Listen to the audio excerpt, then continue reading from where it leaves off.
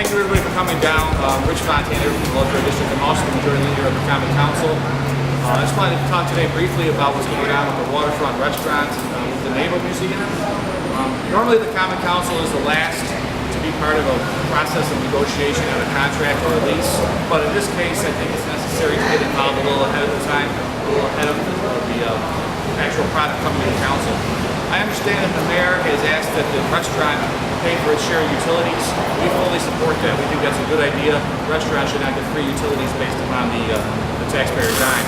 Currently, the city of Buffalo pays over $200,000 roughly in utilities in this building. So the city has a substantial investment in the project already. The electric bill there is pretty exorbitant, and the gas bill is about $10,000 a year. The rest is electric. So the city has a big investment already in the Naval Park Museum. The Naval Park also has a big investment because they manage the ships. It goes back to Stan Mikowski as the mayor when the ships were brought into Buffalo, but the Naval Museum has saved the city thousands of dollars on maintaining those ships over the years. So the city does not have to maintain those ships nor staff them. So there's good on both sides of this equation.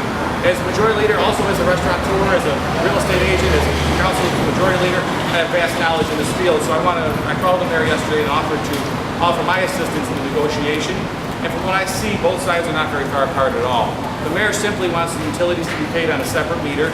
The Naval Museum has agreed to that already, so that's all done. The mayor also has asked that any profits that the Naval Museum sees over $200,000 from this sublease, the city would share those profits. Well, $200,000 is a very, very high number in those profits. Elmwood Avenue rents right now are about $5,000 a month for restaurants. That's $60,000 a year, top dollar. I don't think the Naval Museum will see over $200,000 in revenue based on this restaurant coming into their building, the city's building also. So I don't think that's part of the negotiation that's going to be a sticking point. So from what I see as the majority leader is an agreement that could happen. So I've asked both sides to come together. We're going to meet hopefully next week and see if we get this thing settled and hammered out. As part of that agreement, I want to be part of those talks also and then bring it back to the council. Because frankly, what I see the mayor asking for is very fair. I think it's doable. And I just think that the process needs to happen. So the mayor supports that. If the restaurant pays their fair share of utilities, and then there's some type of revenue share down the road.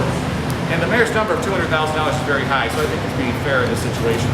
I just think there's been a little bit of a communication, maybe a time lag here, and I want to help fix that. Also, we feel that on April 1st, and then the July opening would not have been occurring anyways. We feel that was an aggressive timetable set forth.